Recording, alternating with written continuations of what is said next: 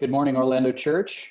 Today is Wednesday, September 2nd, and we've declared a day of prayer and fasting today just for our nation and for racial unity. And I've got a devotional for us, which is a continuation of some of our kingdom and empire thoughts. And we may, from time to time, actually release some additional content of some of the stories we don't get to with this whole narrative of God partnering with us to build a kingdom of priests for his voice in this world.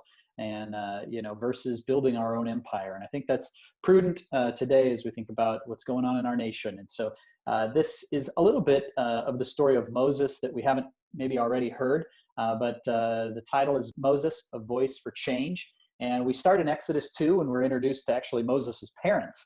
And it says that a man of the tribe of Levi married a Levite woman. And of course, for many of us, if we're familiar with the history of the Israelites, we know that the Levites were the priests. That was their tribe. But again, this is long before God set apart the Levites to be priests. So Moses was a son of two people from the tribe of Levi, meaning that he would be someday a priest and really a voice for God and for God's people. He just didn't know that yet. And so as he grew older, of course, the story of Moses, he grew up in Pharaoh's household. And Pharaoh's daughter took him and he became her son. And yet she named him Moses, which is the Hebrew word for being drawn out. And so Moses kept his Hebrew name. And while other Hebrew males were being murdered, he was drawn out. He was chosen out. And so Moses grew up in the household of Pharaoh. And certainly he grew up with a sense of privilege and really being set apart from the other Hebrews in all of their suffering. And yet Moses makes a decision as he gets older, and it's a decision based on faith. And Hebrews 11:24 tells us that by faith, Moses, when he'd grown up, refused to be known as the son of Pharaoh's daughter. Again, this is a decision not based on his heritage or his rights, but a decision based on faith to really seek out who he was, where his name came from, who was his family. In fact, we know that Moses was aware that Aaron and Miriam were his siblings. And so he likely also knew his parents and his family. So he desired to know who he was and discover who he was and discover who his people were. And he didn't have to do this. Hebrews says that this is a decision that he made by faith. Moses, one day in Exodus 2, it says, after he'd grown up, he went out to where his own people were and watched them at their hard labor. So we see that Moses also, again, had privileges that the other Hebrews did not. He was able to stand from a distance and watch. And when he did that, he saw an Egyptian beating a Hebrew, one of his own people. The second time this verse mentions those are now his people. Looking this way and that and seeing no one, he killed the Egyptian and hid him in the sand. So Moses now began to see injustice. He saw a people enslaved and it bothered him. And maybe it never bothered him before, but this is now a decision that Moses made by faith to become identified with his Hebrew people. They were now his people. And so he began to see what he didn't always see now, and he began to see it in a different light. And maybe it never bothered him before, maybe he was just conflicted about his own identity and who his people really were.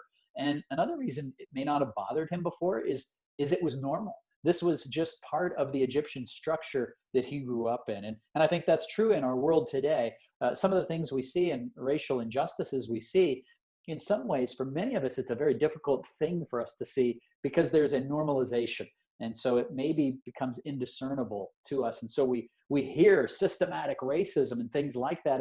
And if that's not a part of our narrative and our story or our people, we may be reluctant to really see and validate what to others is just a fact.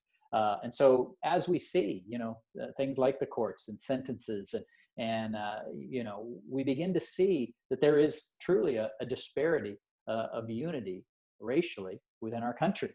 And if that's not part of your background, it may just need to be a decision that you make by faith to begin to see it and to begin to start seeing that something that may be normal to you is really not normal. And that's what really God is calling us all to be as people of faith, is to be a voice for change. At this point, again, Moses was just now getting to have an attachment to his people. But the truth is he really didn't even have an attachment to the Hebrew God. But he was growing up, and so he was changing, he was maturing, and he was making decisions about his faith. And that's what I would call us as a church to do, is it may not be a matter of your heritage to take on a cause like racial unity and justice. But it may be a decision that you make based on your faith and your conscience. And maybe you're seeing things that didn't bother you before, but maybe are bothering you now. Moses identified now that these are my people. And it says again twice in this one verse that these are his people. And again, I think these are his people now by faith, because he certainly did not grow up in the midst of his people. And so I think for all of us, as we watch these stories and as they play out in the news, we're all watching it very differently. And I think it's because of who we identify perhaps as our people. As a kid, for me, growing up in Colorado, I've got my own stories, my own issues, my own things going on in my family. But I process all of these stories a little bit differently than probably other people.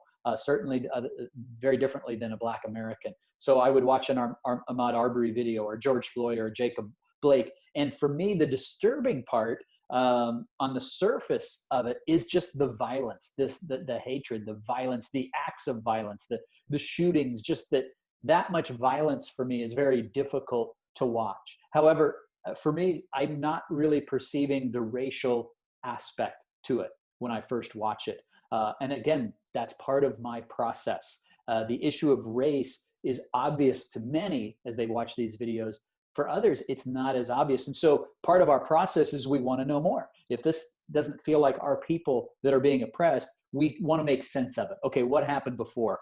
Who are these people? Who is this victim? I want to know more information about him. What did they do before the cameras started to roll? Have they been in trouble with the law prior to this act? What didn't we see?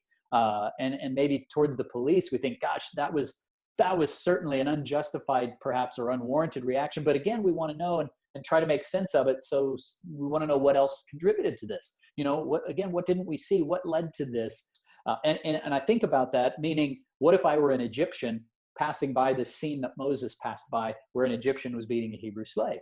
I might wonder as an Egyptian, gosh, what did this Hebrew do? Why did he make his foreman so mad?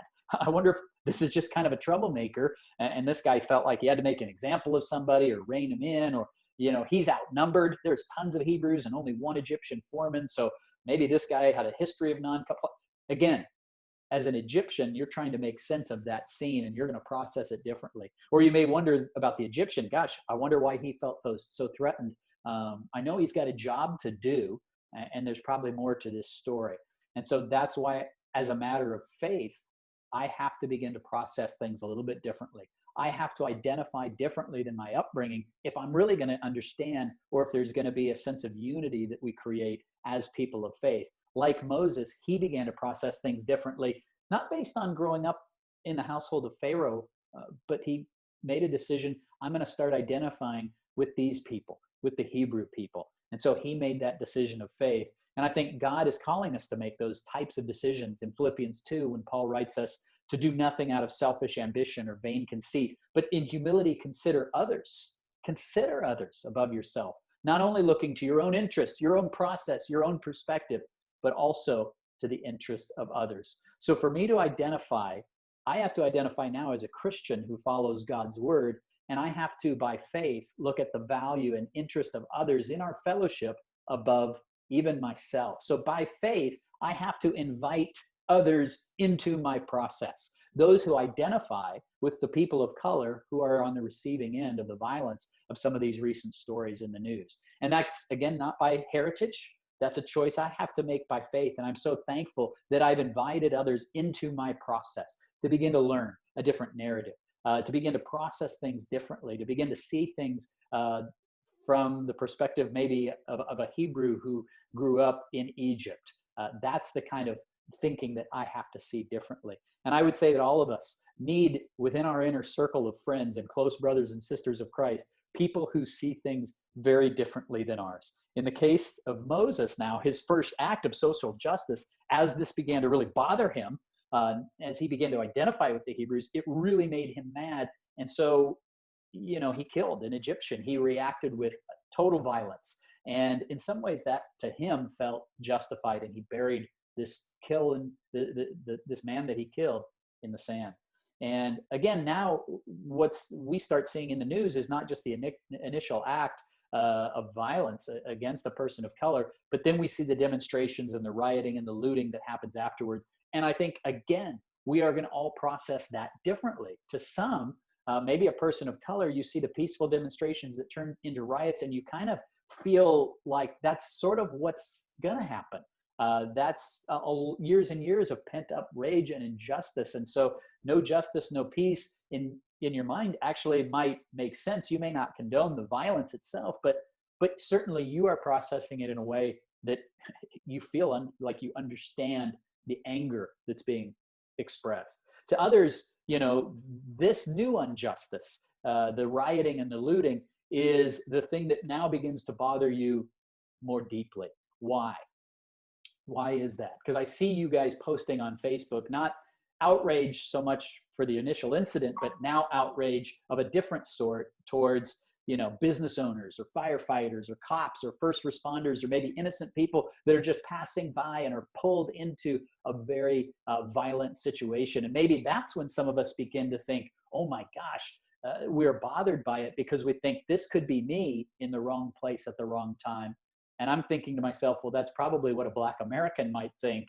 Hey, that's what I think when I see the initial act of violence against a Black American is this could be me or my son or my daughter in the wrong place at the wrong time, which means I think we're probably a lot closer alike in our thinking, in the way we process things.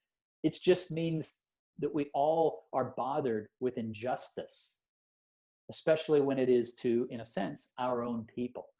So how do we identify with each other's people and take that cause and be unified with what is a greater issue of injustice in general?